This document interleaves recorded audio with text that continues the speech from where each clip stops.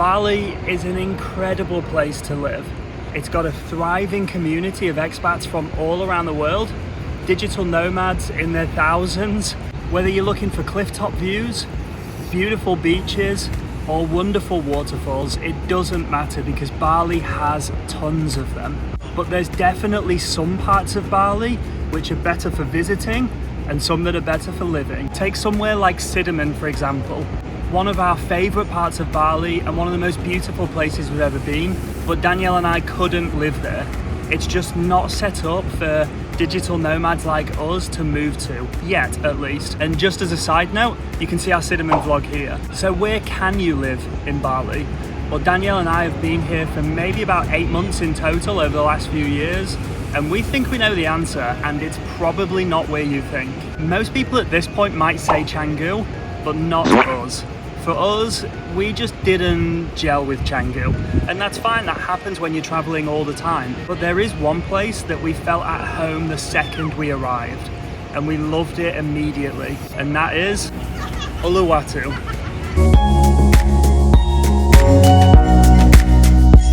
So come with us as we show you where we think is the best place in Bali for digital nomads, and we're going to explain exactly why.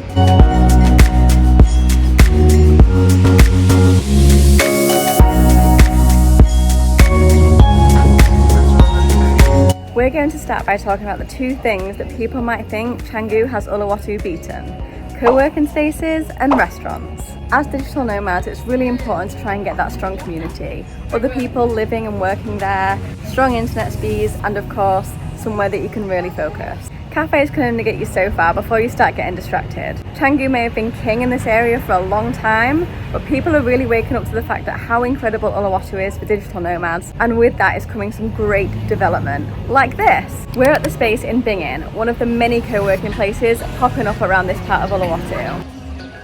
It has a cafe that has amazing smoothies, free tea and coffee, free water, and an amazing space to work. It's got a great community feel here with yoga classes, sound healing, which we recently tried and actually really enjoyed. There's a bunch of classes and workshops that you can book onto. Even if you're not a member here, you can just pay a fee when you book on.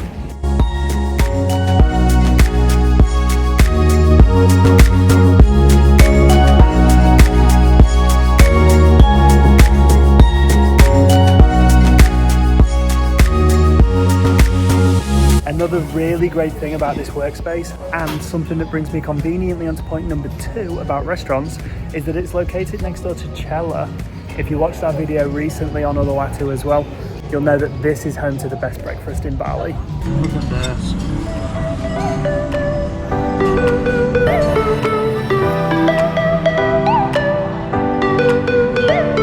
Bacon wrapped dates are definitely a little bit different, but pretty good. What do you think?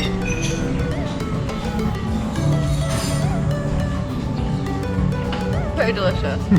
And although Cella might be the best breakfast in Bali, there's still a bunch of other amazing places that you can eat here as well. CANGGU may have once been the foodie king of Bali. It's definitely not the case anymore. There's more and more places that are moving from other parts of Bali like CANGGU and opening up another site here.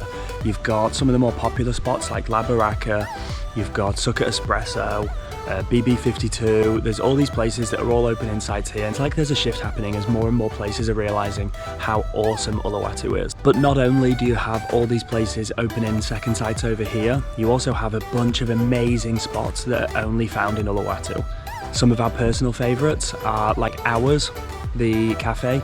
You can get an incredible breakfast, a juice and a coffee, all for 85k. That's under £5, and you get all 3 of those things. It's unbelievable value. There's a new spot that's opened up and is incredible as well, called The Place With No Name.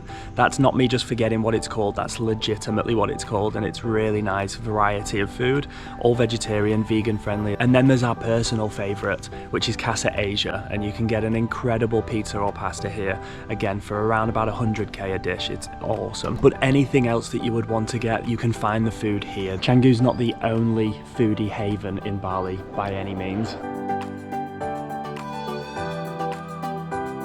When Danielle and I set off on this journey nearly 2 years ago now, We never set off with the intention to move to a more nomadic lifestyle. We just knew that we wanted to travel. Along the way, we realized we wanted to keep this going as long as possible. So we naturally progressed into the life of a digital nomad. And one thing that we've struggled with a lot along that journey is finding balance. We're definitely still trying to find a healthier work-life balance because no one wants all work and no play. We feel that being somewhere like Uluwatu has made that easier when you're surrounded by this really cool, chill surf vibe and truly world-class beaches everywhere. It just makes it that little bit easier to shut the laptop down, leave your phone at home, come to a beach and just exist.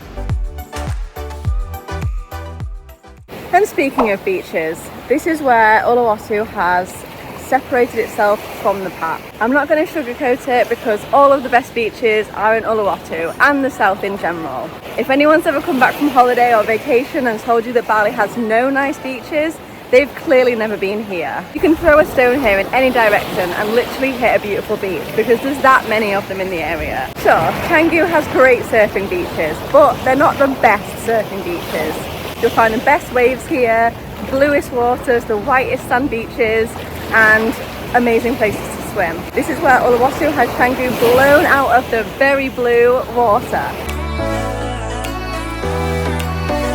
We've got to give it to CANGGU though, it does have some incredible beach clubs. But can you really have the best beach clubs without the best beaches? We don't think so. Sure, places like Labrissa, Fins, they're a really cool vibe, amazing for sunset and a really good day out. But Uluwatu has beach clubs too. The only difference is, these are on top of towering cliffs and look out onto some of the best beaches in Uluwatu. And the beach clubs aren't even our favourite place for sunset. With its tall, towering cliffs facing out to a vast ocean where the sun sets on the horizon, Uluwatu is definitely the best place in Bali to watch a cracking sunset. And the best place in Uluwatu to watch that sunset is Batu Juran Hill. This is a free place that people come every night of the week with a couple of cold ones. Cheers. To watch the show.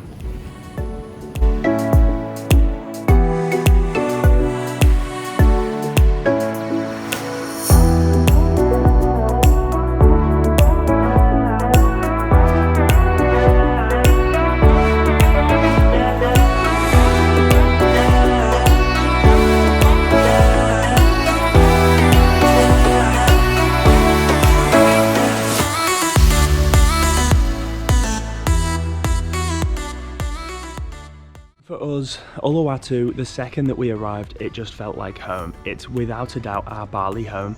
We will always come back here. We love staying here. We've spent the most amount of time in our 8 months in total in Bali here in Uluwatu. It's without a doubt the winner for best place to live in Bali. We lived in CANGGU when we first arrived in Bali. It was the first stop that we had because we had all these expectations. You read everything online about it being the hot spot or somewhere that you have to go.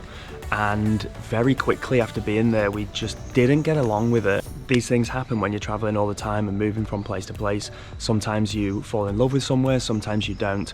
We love the beach, we love our waterfalls, we love seeing all those natural things, and they're all really far from CANGGU. I understand that there's an amazing working community there and you can really make things happen and get things done. But for us, it has to be split with the natural beauty of the place as well. And that's what really draws us to Uluwatu. Ultimately, it's got the best vibes and it's somewhere that we will always call our Bali home. If you want to hear about more amazing places in Bali, make sure to check out this video right here and stay tuned for more Bali travel vlogs coming soon.